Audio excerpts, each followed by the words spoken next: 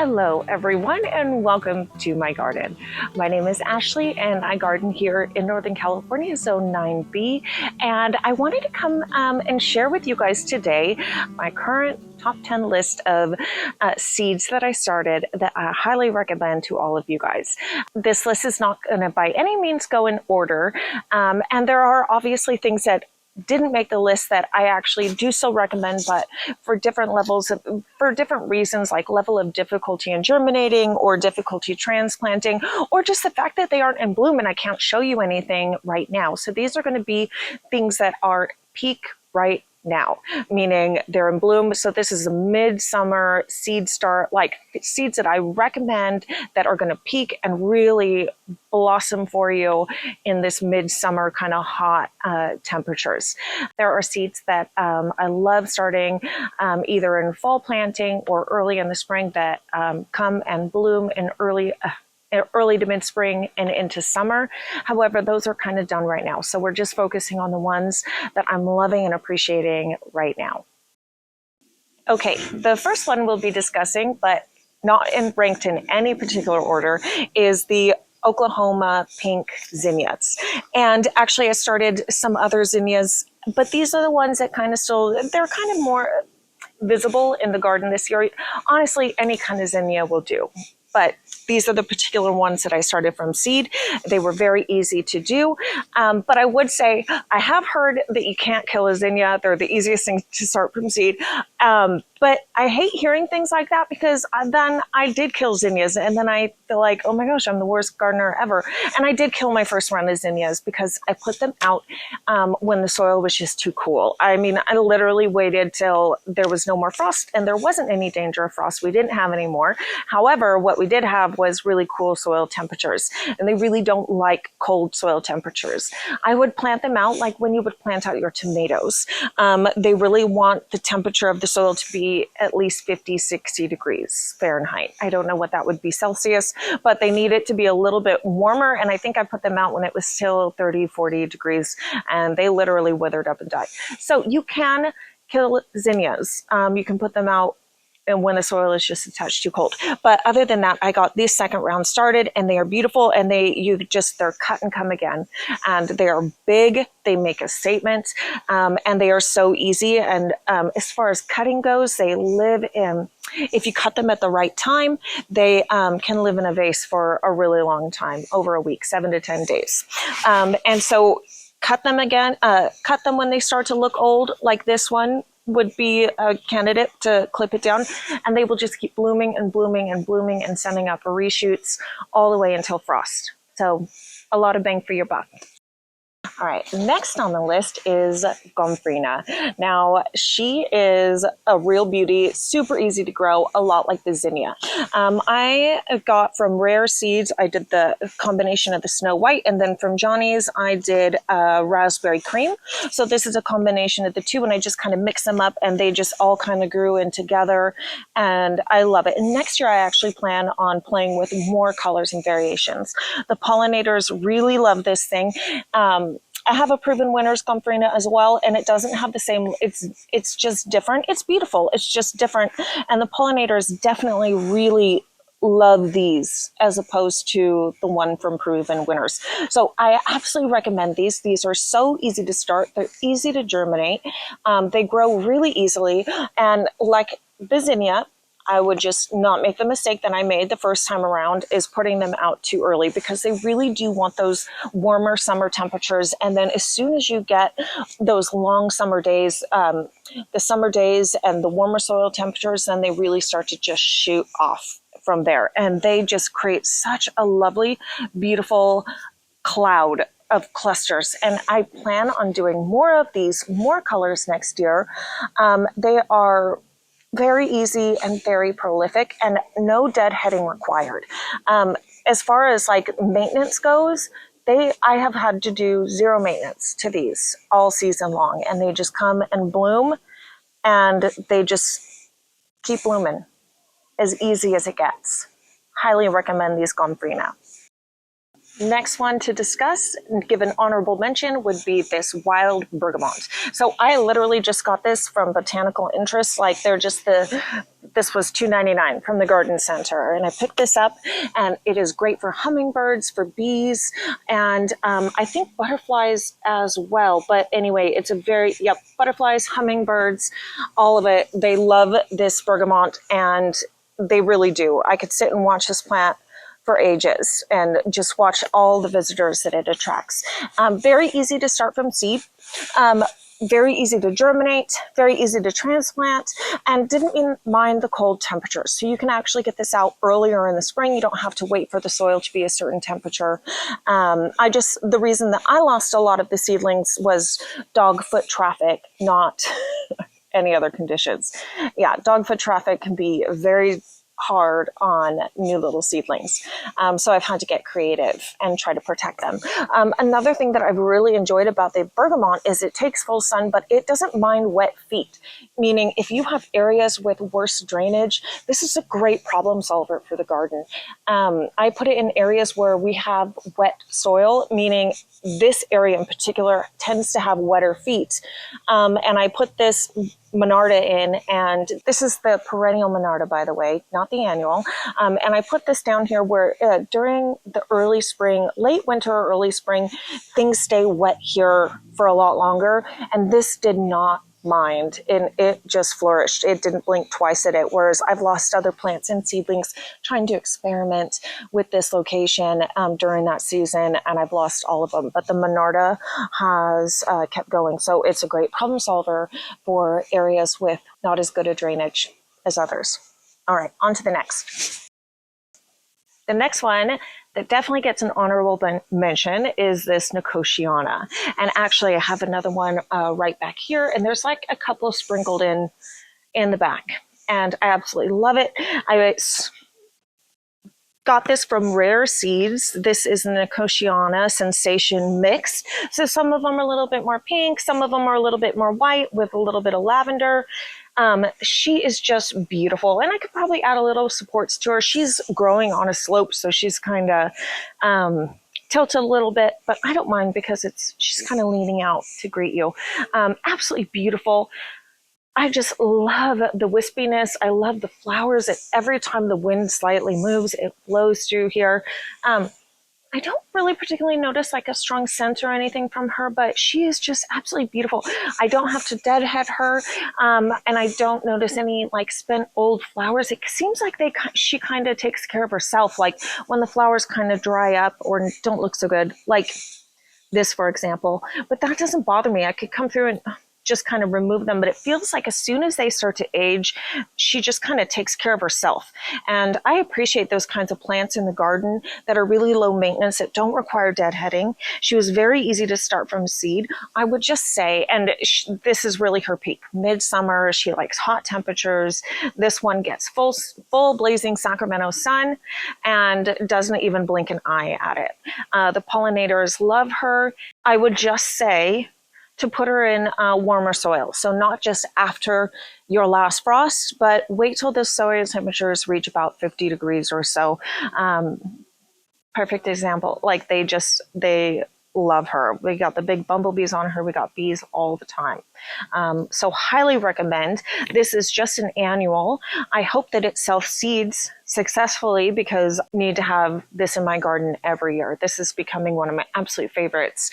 But if she doesn't self-seed very successfully, I got more seeds and I know where to get more, and we're just going to keep it going because this is just absolutely beautiful and so whimsical and so cottage garden. All right, on to the next. The next one is the Cupcake Blush Cosmo. And this, I have started many different kind of Cosmos, and there are lots that are my favorite on my favorites list. However, this Blush Cupcake Cosmo takes the cake, literally. Not to be funny, but she is just so beautiful. She sits like literally the top of a cupcake. The way she billows in the breeze, the way she kind of drifts around. so romantic, so beautiful.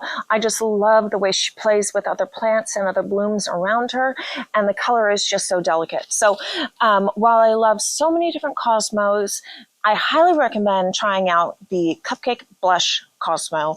And like all cosmos, so easy to start from seed. You'll want warmer soil temperatures before you put her in the ground. They like it warmer. And that's a lot of these actually that are blooming now and in their peak right now. They're ones that really like it warmer temperatures, longer sun, like longer days of light, and warmer soil temperatures. So I got this from Select Seeds. However, this Cupcake Blush, you can find her anywhere. Most seed companies have Cupcake Blush, so very accessible as well.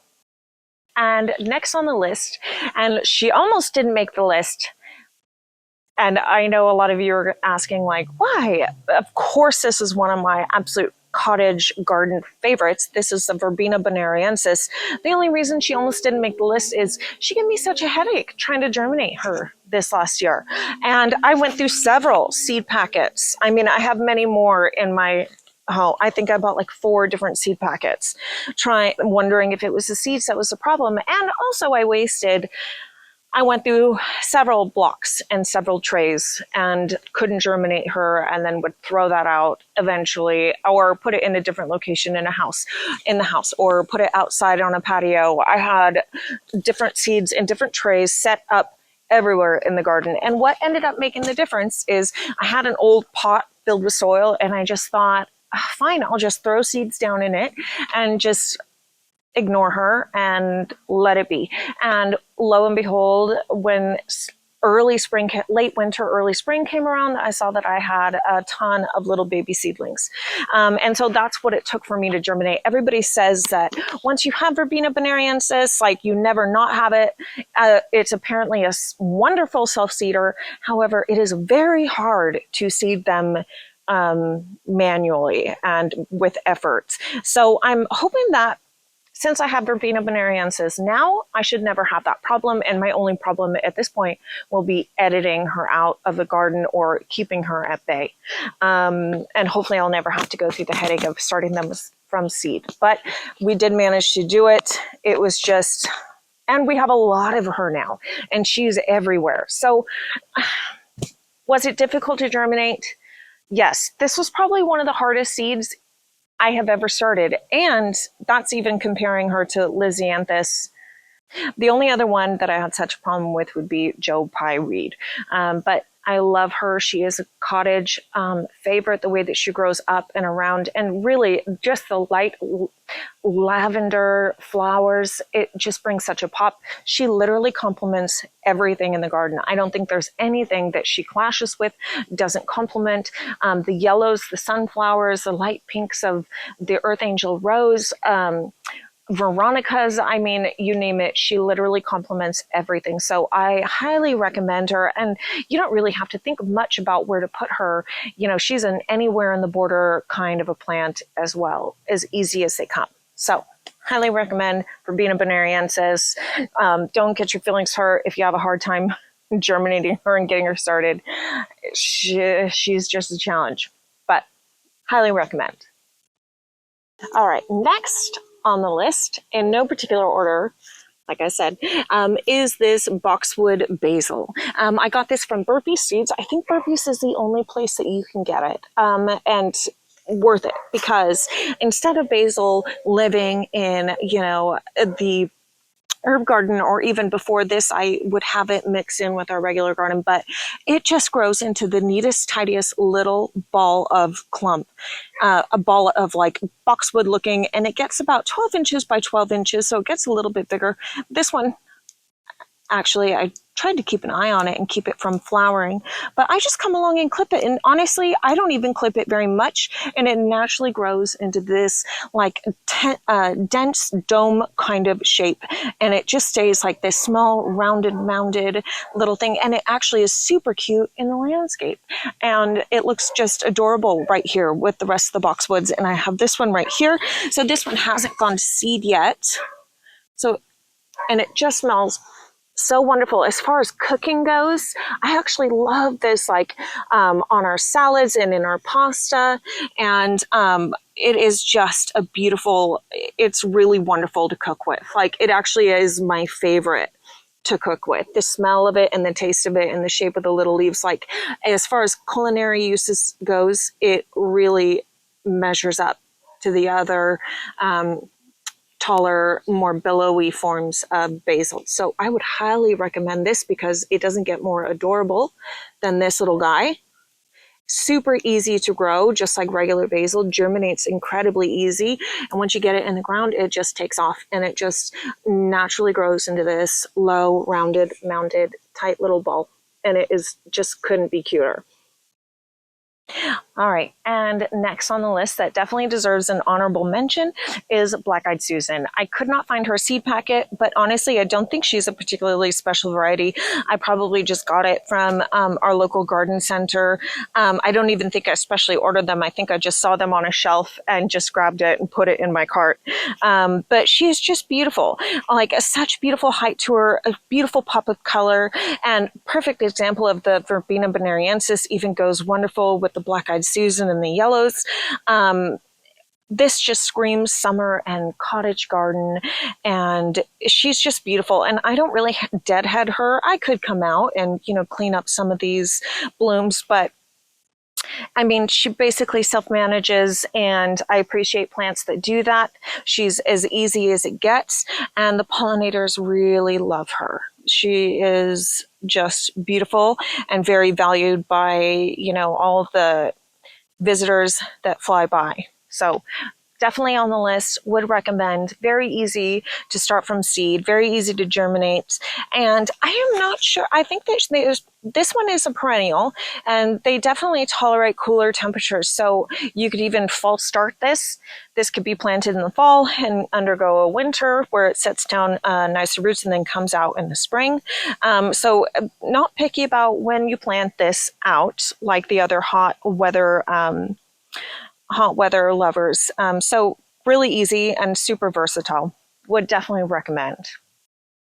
Okay, so next on the list is a hyssop called Arcado Pink. And actually, I didn't order this. This came from Rare Seeds, and I guess like every once in a while they put in free gifts, a free little seed packet for you to enjoy.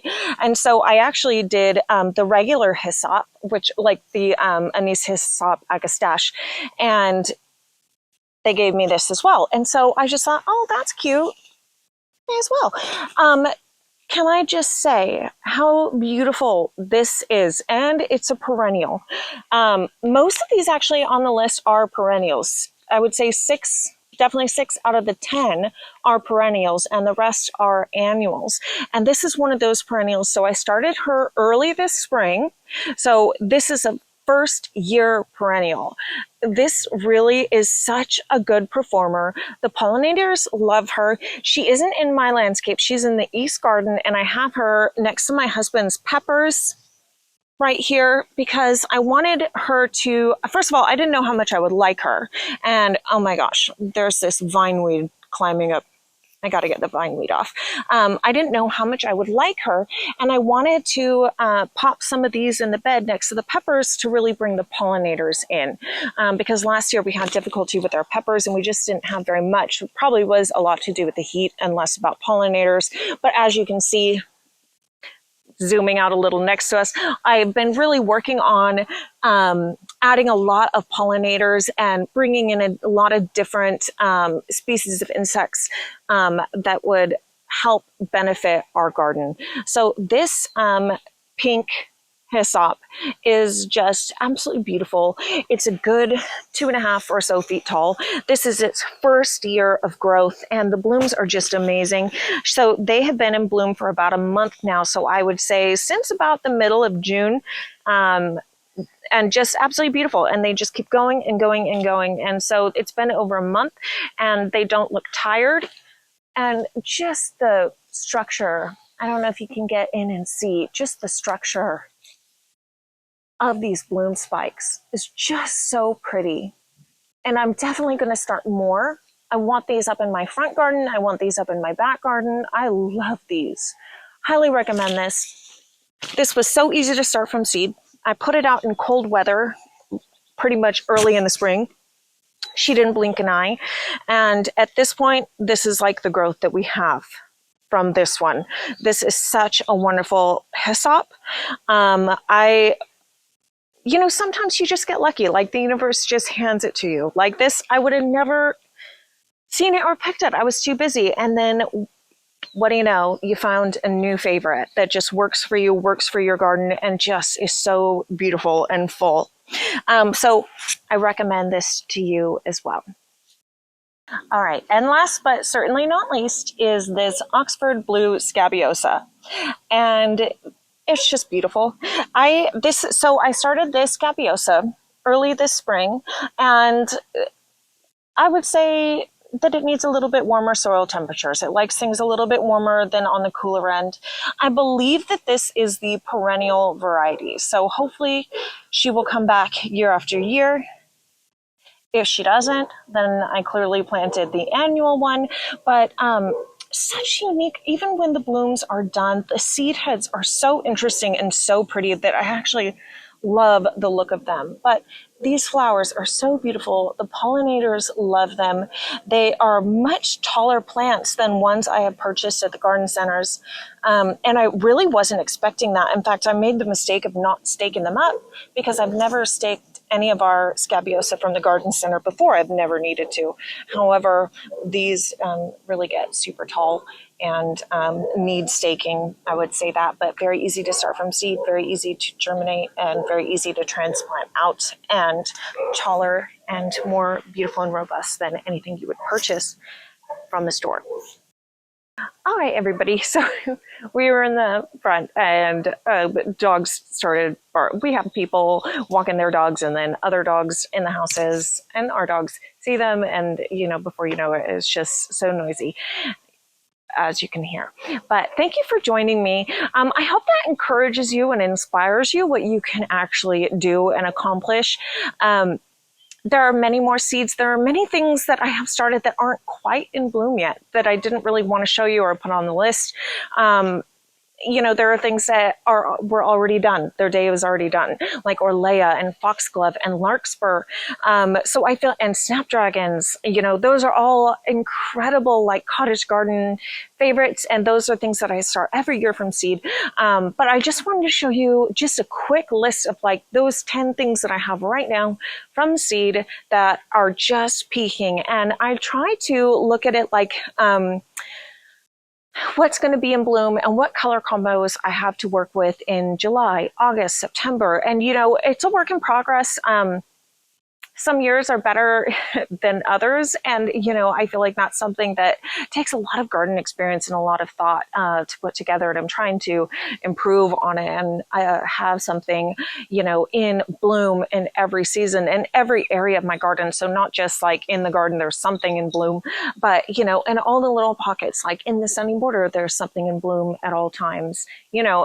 Currently, is that the way that things are? No, it isn't. But I hope that it inspires you, because how did I come up with all of this? How did I find my seeds and my ideas and learn so much? It was from watching you guys and getting inspiration from a lot of you out there and watching YouTube videos and then planning, researching, purchasing more seeds, as my husband would say, than anyone could possibly need.